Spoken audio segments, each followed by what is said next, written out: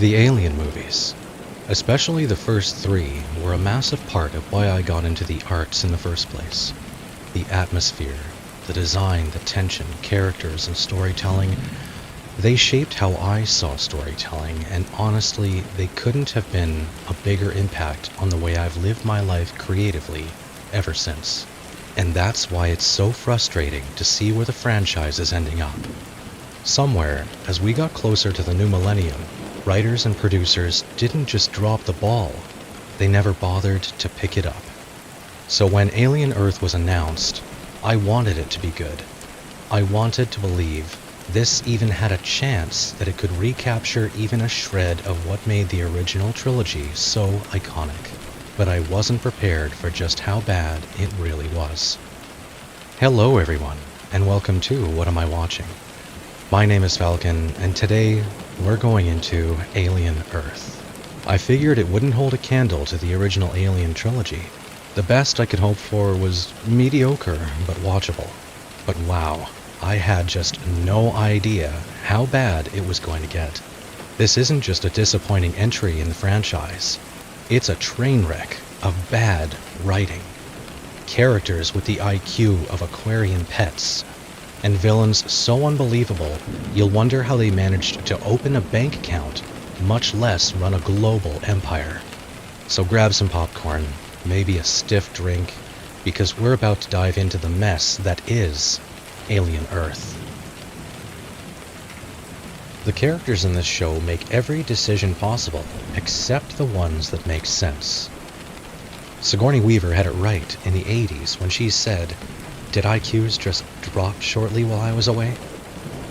I'm convinced that was a prediction. Let's start with the boy genius scientist. He builds androids capable of inventing things he doesn't even understand. That alone should terrify anyone. But instead of controlling them, supervising them, or at least installing an off switch, he just lets them roam free with one dude to babysit. That's not science, that's parenting. And bad parenting at that.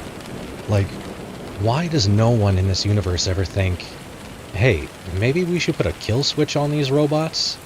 No. Forget a button, forget a phone app, hell, I would settle for an Alexa command like, "Hey Siri, stop the robot uprising." But no, let's just hope for the best. And it only goes downhill from here.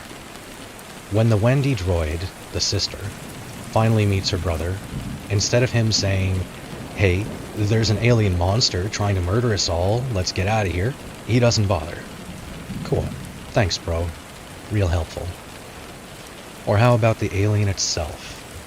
This thing kills indiscriminately everyone it comes across, except when it stumbles on the main character's brother. That guy? Oh no, he's got a free pass. Must be because he's got that plot armor thick enough to stop a xenomorph's tail. Oh wait, that thing went through him? Okay, well, plot armor that's thick enough to keep him living? I don't know. By the finale, even the children have turned into little killing machines, just casually murdering people like it's an after-school activity. Forget soccer practice. Timmy's got homicidal lessons tonight. Now let's talk about our big bad. This man is apparently one of the 5 global superpowers. A genius. A mastermind. The elite of the elite. Except his grand plan boils down to, what, really wanting an interesting conversation? That's about it. That's the motivation for our supposed supervillain. He doesn't care about money, or power, or control. No, he wants a good chat. So basically, the fate of humanity rests on a guy who's one bad podcast away from destroying the planet. This isn't a mastermind. This is the kind of guy who sits alone at Starbucks, talking loudly about Elon Musk while doodling on napkins. Here's where the show really shines, in how unbelievably bad the writing is. We've got a super secret, hyper secure facility in the middle of the ocean. You'd think this would be Fort Knox level lockdown, right? No. No guards, no cameras, no alarms. Or at least you'd think that. You see them, but they never actually do anything. People wake up, wander around and stroll right into the alien containment zone like it's open house at Jurassic Park. At one point, the head scientist tells an 8-year-old child, an 8-year-old child, to feed the aliens and run the next level experiments. Alone. That's right. Daycare and deadly xenomorph research now go hand in hand. Remember how the aliens bleed acid? Yeah, me too. But apparently these scientists forgot. Because they perform open surgery on one without even wearing a mask. Guess what happens? Spoiler alert, they die. 2 androids carry around a corpse with a facehugger attached to it like they're on a weekend getaway with Bernie. Later, they even float on a raft to go downriver. A raft? When did they have the time to build a raft? Was there a deleted scene at Home Depot or a montage I missed? And of course, the show can't resist from stealing from better movies. We get the Austin Powers "Don't Drink That" gag, except this time instead of tea, it's parasitic water. Originality at its finest. And I love how someone actually says, "From now on, we travel in pairs." Literally the next scene, everyone splits up and goes their own way. It's like a parody of horror writing, only the writers forgot this wasn't supposed to be a parody. The editing feels like someone fed random clips into a blender and hit puree. Scenes cut together with no rhythm, no flow, no transition. Sometimes shots are just slapped in there to remind you something exists. You're watching our protagonists do their own thing, here's a shot of the alien egg, remember that's there. Does it have any place in this scene? No. Why is it there? Oh, that's right, because we think the audience are idiots.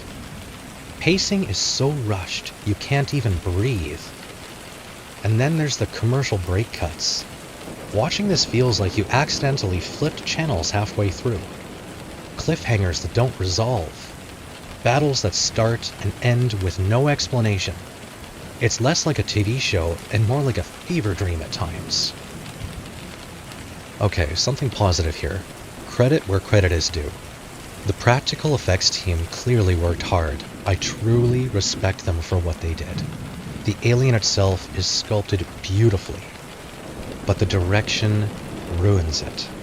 Instead of clever lighting like the original films used to hide the fact that it was a dude in a rubber suit, Alien Earth just shoves it into pure daylight, long, full-body shots, no shadows.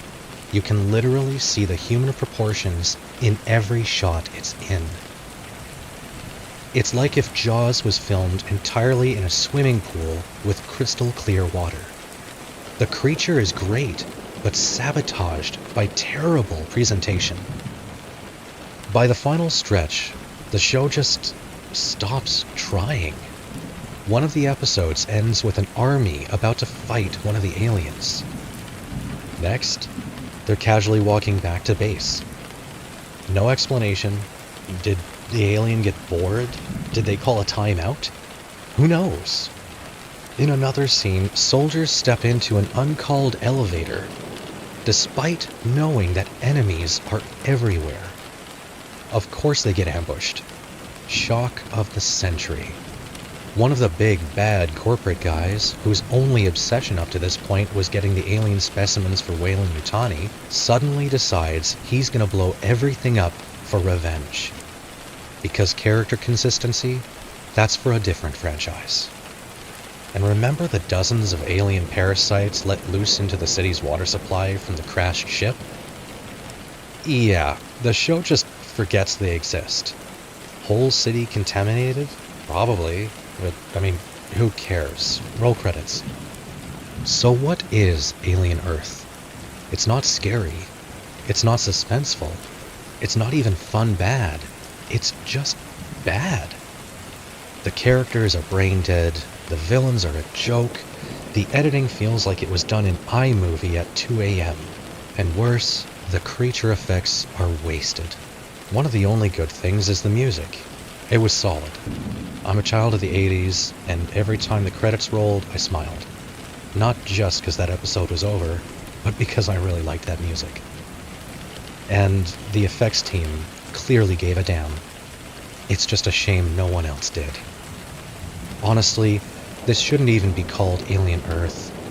It should be called Blade Runner Temu Edition with my pet alien. Because at the end of the day, this isn't a story about aliens. It's a story about how a franchise can take one of the greatest horror concepts of all time and fumble it so hard it makes Alien Resurrection look like Shakespeare. But hey, that's just my take. I want to hear from you. Did you actually enjoy Alien Earth? Do you think I'm being too harsh, or not harsh enough? Drop your thoughts in the comments below, because I'm honestly curious how this landed with other people, and how at the time of writing this, it's sitting at 90% plus with critics. If you had a good time with this breakdown, or at least got a laugh of me slowly losing brain cells, go ahead and hit that like button. If you want more deep dives into horror or sci-fi, all that weird stuff between, subscribing is the best way to make sure you don't miss it. Every subscription makes Akuma, my dog, smile.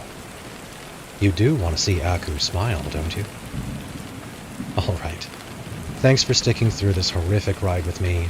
Until next time, keep your IQ higher than a trout's, and maybe, just maybe, don't build killer androids without an off switch.